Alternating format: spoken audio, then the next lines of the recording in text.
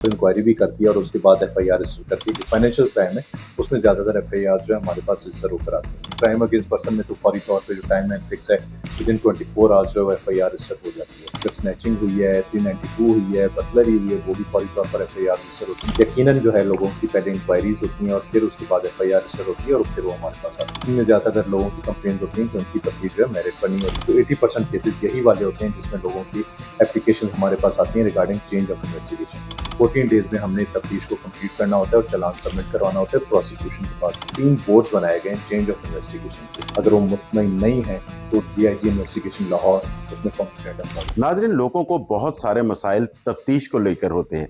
उनका मुकदमा दर्ज हो जाता है, लेकिन उनका ये कहना है कि उनकी तफ्तीश मेरिट पे नहीं होती। लेकिन इसके लिए भी कानून में क्या तरीक़ाकार है कि उनकी तफ्तीश तब्दील हो जाए या मेरिट हो। इस पर बात करने के लिए मेरे साथ मौजूद हैं एसएसपी इन्वेस्टिगेशन जनाब मोहम्मद नवीद साहब। नवीद साहब, बहुत शुक्रिया आपके वक्त का।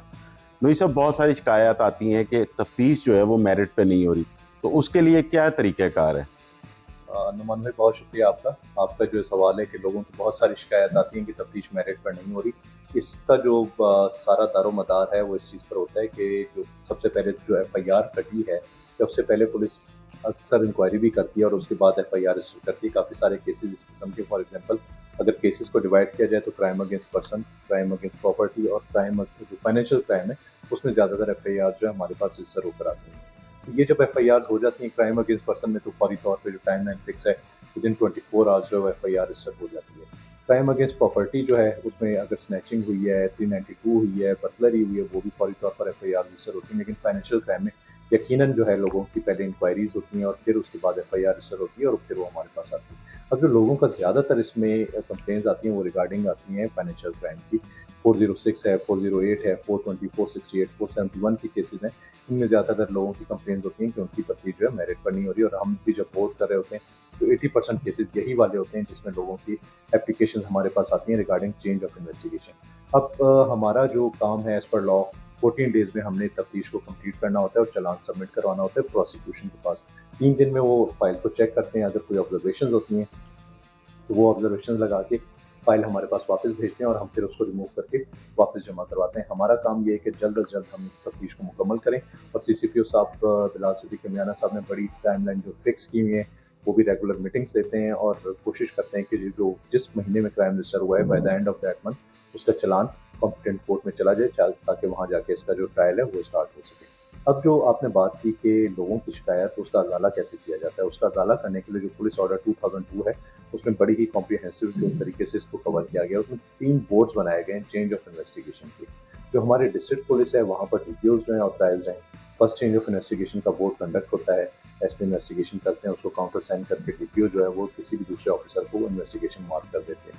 जबकि लाहौर में एसएसपी इन्वेस्टिगेशन के पास फर्स्ट बोर्ड उसका कंडक्ट किया जाता है। उसमें दोनों पार्टीज के दलाइल जो है वो सुने जाते हैं और जिसकी वेटेज प्रॉपर होती है, जो राइट पर होता है, उसकी फेवर में वो डिसीजन किया जाता है और डीआईजी इन्वेस्टिगेशन उसको काउंटर साइन करके उसके ऑर्डर इशू कर देते हैं। अगर चेंज ऑफ इन्वेस्टिगेशन हुई है तो किसी और सीनियर ऑफिसर को मार्क कर देते हैं, वो कम से कम डीएसपी लेवल का ऑफिसर होता है, तो फर्स्ट चेंज के बाद इन्वेस्टिगेशन को कंडक्ट करता है और अपनी फाइंडिंग्स देता है और कॉम्पिटेंट कोर्ट में चलान जमा करवाता है। या अगर केस में कैंसिल होना है तो एफआईआर रिपोर्ट बनती है और थ्रू एसपी के काउंटर सिग्नेचर के बाद वो कॉम्पिटेंट कोर्ट में जाती है और वहाँ पर जज साहब जो है वो उस पर मुतल्लिका तो या तो उसको क्वैश करते हैं एफआईआर को, या अगर उन्हें समझ नहीं आती तो वो फिर उस केस की कि ये ठीक खारिज नहीं हुई तो वो चलान उसका मंगवा लेते हैं। इसके बाद जो सेकंड बोर्ड है, सेकंड बोर्ड का भी चांस है पब्लिक के पास।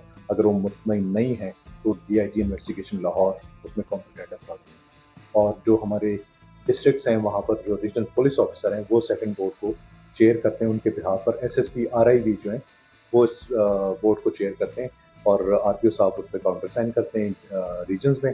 और लाहौर में जो है सीसीपीओ साहब बिलाल सिद्दीकी मियाना साहब जो हैं इस वक्त वो उसको चेयर करते हैं और वो उस पर साइन करके जो सेकंड बोर्ड है उसमें फिर इन्वेस्टिगेशंस को मार्क करते हैं। इसके बाद भी एक और अपॉर्चुनिटी होती है जो थर्ड चेंज ऑफ इन्वेस्टिगेशन की है, जो कि आईजी साहब पंजाब जो है उसमें ऑथराइज्ड ऑफिसर हैं, उनके बिहाफ पर एडिशनल आईजी इन्वेस्टिगेशन उस बोर्ड को चेयर करते हैं और वो सारा कुछ वो थर्ड चेंज में वो करते हैं।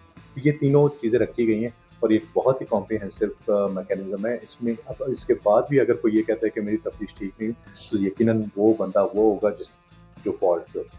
ये 3 स्टेजेस हैं और मोस्टली मैं आपको बताता चलूँ कि 90% केसेस तो फर्स्ट IOA हमारा जिसके पास पहली दफ़ा इन्वेस्टिगेशन मार्क हुई है, वहीं पर तफ्तीशें ठीक हो जाती हैं। हमारे पास जो वीकली एवरेज ऑफ 30 केसेज़ या 40 कंप्लेंट्स हमारे पास फर्स्ट चेंज के लिए आती हैं, और सेकंड में मैंने देखा है कि 10 टू 20 होती हैं, जो लाहौर में जो सेकंड चेंज में डिस्कस होते हैं केसेस।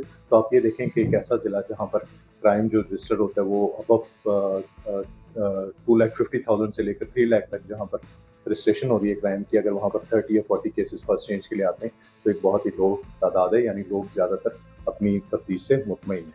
अच्छा नवीद सर, इसमें एक चीज़ भी क्लियर कर दीजिएगा कि बहुत सारे लोगों को इस वक्त ये मसाइल आ रहे हैं कि CRO में जो उनका नाम आता है और उसके बाद FIR जो है वो खारिज हो जाती है, वो बरी हो जाती है, तो उसका क्या तरीकाकार है कि CRO रिकॉर्ड में वो अपडेट हो जाए या उनका नाम जो है वो निकल जाए?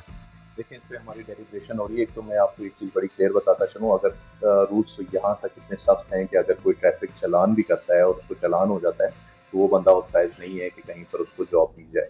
रूल्स इतने सख्त हैं हमारे यहाँ पर। आपको पता है यहाँ पर जो ब्रिटिश रूल था तो उसने काफ़ी सारी ऐसी ट्राइब्स को ब्लैकलिस्ट किया हुआ था जो कि क्रिमिनल ट्राइब्स होती हैं। और ये रूल्स इस लेवल तक आप देखें कि सख्ती है, तो फिर FIR तो एक बहुत बड़ी चीज़ है। FIR तो ये है कि अगर किसी के अगेंस्ट FIR हो जाती है तो हमारा जो CRO है उसमें वहाँ पर बड़ा क्लियर लिखा है कि 154 जो सेक्शन है जिसके अंडर FIR रजिस्टर होती है। फिर उसके आगे crime for example kite flying है, मोटरसाइकिल पर वन व्हीलिंग करते हैं 279 रजिस्टर हो जाती है। तो उसमें जिन जिन लोगों के नाम आ जाते हैं वो हमारे पास रिकॉर्ड कंपाइल हो जाते हैं। इस सारे का मकसद क्या है?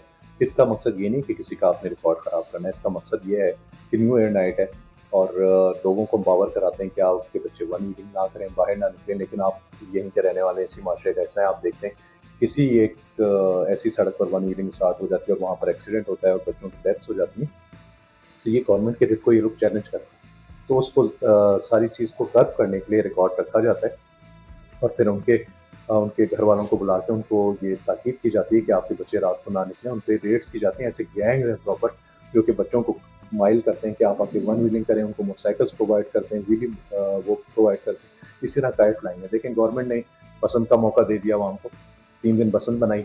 अब उसके बाद से एक प्रॉपर कंपेन चलाई जा रही है कि अवाम पतंगबाजी ना करें। फिर भी इक्का दुक्का ऐसे वाक़यात होते हैं जहाँ पर डोर फिर जाती है। तो ये वो लोग हैं जो कि गवर्नमेंट के रिट को चैलेंज करते हैं, तो इनको रोका जाना हमारा मकसद है। हमारा मकसद ये नहीं कि किसी का रिकॉर्ड ख़राब किया जाए। नाज़रीन, आपने नवीद साहब की सारी बातें सुनी, इससे बहुत सारी चीज़ें क्लियर हो गई होंगी कि अगर CRO में आपका रिकॉर्ड आ गया है तो उसको कैसे क्लियर करना है और इसके साथ साथ तफ्तीश तब्दीली का क्या तरीकाकार है। नाज़रीन, कमेंट्स बॉक्स में अपनी राय से ज़रूर हमें आगाह कीजिएगा। जल्द हाजिर होंगे एक नई कहानी के साथ।